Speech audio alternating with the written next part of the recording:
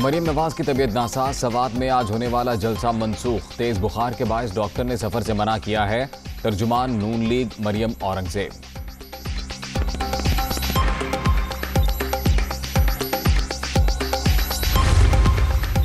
अमन दुश्मनों का एक और बुज़दिलाना वार। बाजोड़ में सिक्योरिटी फोर्सेस पर हमला। फायरिंग के तबादले में नायब सूबेदार इश्तियाक और सिपाही कामरान फर्ज पर कुर्बान। 3 मासूम शहरी भी शहीद। जवाबी कार्रवाई में 4 दहशतगर्द अंजाम को पहुंच गए। असलहा और गोला बारूद बरामद।